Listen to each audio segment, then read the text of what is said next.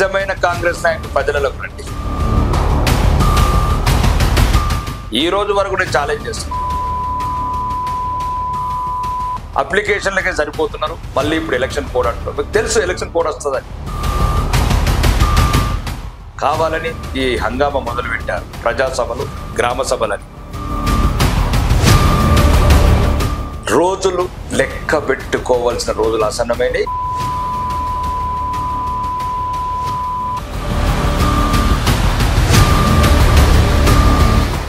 Form హౌస్లో పడుకున్న పాము పడగలెత్తింది.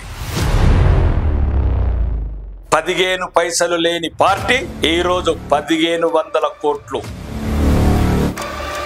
ప్రతి విషయం మీద నిలబడి నిగ్గదీసి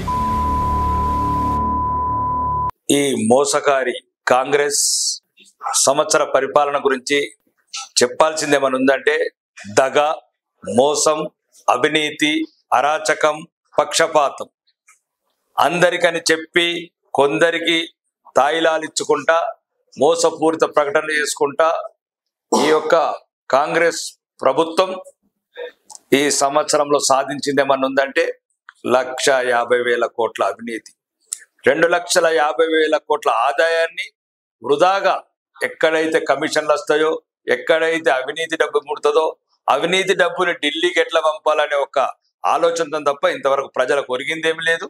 ముఖ్యంగా ఈరోజు నిజమైన కాంగ్రెస్ నాయకులు ప్రజలకు రండి.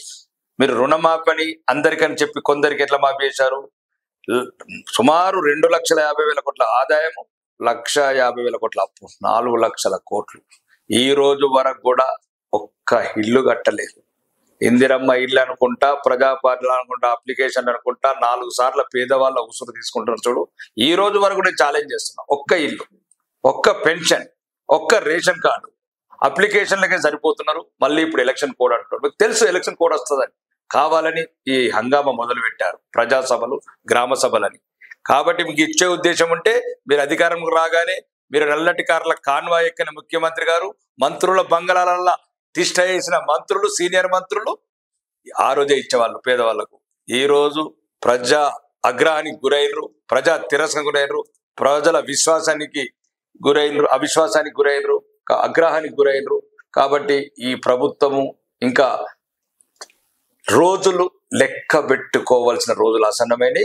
ఈ సమస్యల మీదనే భారతీయ జనతా పార్టీ ప్రజల పక్షాన, ప్రజల గొంతు అయి నిలబడి కలబడి ఈ రాష్ట్రాన్ని మళ్ళీ బాగుపరచాలంటే, ఈ అప్పులు లేని అభివృద్ధి పథంలో దూసుకెళ్లాల్సిన తెలంగాణ రావాలంటే, తెలంగాణ ప్రజలు మొన్నట్టయితే పార్లమెంట్లో 8 సీట్లు గెలిపించి భారతీయ జనతా పార్టీ వైపు కోరుకుంటున్నారో వాళ్ళ ఆశలు, వాళ్ళ కోరికలు వమ్ము చేయకుండా ప్రజాక్షేత్రంలో ప్రజల తరపున నిలబడి కలబడి కొట్లాడి ఈ ప్రభుత్వం మెడలు వంచి ఏవైతే మీరు చెప్పారో వాగ్దానాలు అవన్నీ అమలు చేసే వరకు. ఉదాహరణకు మహిళలకు 2,500 మహాలక్ష్మి కావచ్చు, వృద్ధులకు 4,000 పెన్షన్ కావచ్చు, దివ్యాంగులకు 6,000 కావచ్చు, ఆడబిడ్డలకు స్కూటీలు కావచ్చు, పోడు భూములు వంచుతామన్న ఈ రాహుల్ గాంధీ గారి వాగ్దానం కావచ్చు.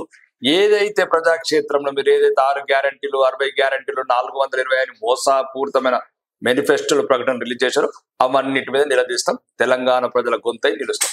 ఫామ్ హౌస్ లో పడుకున్న పాము పడగలెత్తింది. 15 పైసలు లేని పార్టీ ఈరోజు 1500 కోట్లు ఎలక్షన్ ఫండ్ బ్యాంక్ అకౌంట్ లో పెట్టుకొని, అంటే అవినీతి డబ్బుని దోసుకొని అకౌంట్లలో దాచుకున్న ఫామ్ హౌస్ ద్వారా ఇంకా నిన్ను తెలంగాణ ప్రజలు తిరస్కరించారు. ఏలకైతే పార్లమెంటు ఎన్నికలలో నిన్ను జీరోకు ఫామ్ హౌస్ కి పరిమితం చేశారో ఆ జీరోనే ఉంచుతాం, నిన్ను ఆ ఫామ్ హౌస్ కి పరిమితం చేస్తాం. తెలంగాణ ప్రజలు కోరుకున్నది అహంకారపూరిత దొరల పాలన కాదు, కుటుంబ పాలన కాదు, కల్వకుంట్ల కుటుంబ పాలన కాదు, అమరుల వీరుల ఆశయాలు, 1,200 మంది బిడ్డల ఆత్మార్పణలు అవి కోరుకున్నది నీళ్లు, నిధులు, నియామకాలు. కాబట్టి దయచేసి ఈ దొరకి చెప్తున్నాం, ఇంకా నువ్వు రెస్ట్ తీసుకో. నడవలేని పరిస్థితుల్లో నిన్న కూడా గన్మెన్ సారా లేదు, నడవలేని పరిస్థితులు లేదు. మరి టైం రాంగా, నీ సమయం రాంగా అర్థం కావట్లేదు. ఇంకా ప్రజాక్షేత్రంలో తెలంగాణ ప్రజల వైపు నిలవాల్సిన పార్టీ కొట్లేల పార్టీ ఈరోజు హైడ్రా కావచ్చు, మూసీ కావచ్చు, రుణమాఫీ కావచ్చు, సన్న బడ్ల గురించి కావచ్చు, పెన్షన్ల గురించి కావచ్చు, స్కూళ్ళ గురించి కావచ్చు, రేషన్ కావచ్చు, ప్రతి విషయం మీద నిలబడి నిగ్గదీసి గల్లాబట్టి అడుగుతున్నాం కాంగ్రెస్ పార్టీని మేము. కాబట్టి ప్రగల్భాలు మానుకో దొర, నీ సాలు దొర, నీ పాలనని తెలంగాణ ప్రజలు తిలోదగలిచ్చారు. ఇక నువ్వు ఫామ్ హౌస్ లో పడుకుంటున్న తెలంగాణ ప్రజలకు ప్రశాంతం.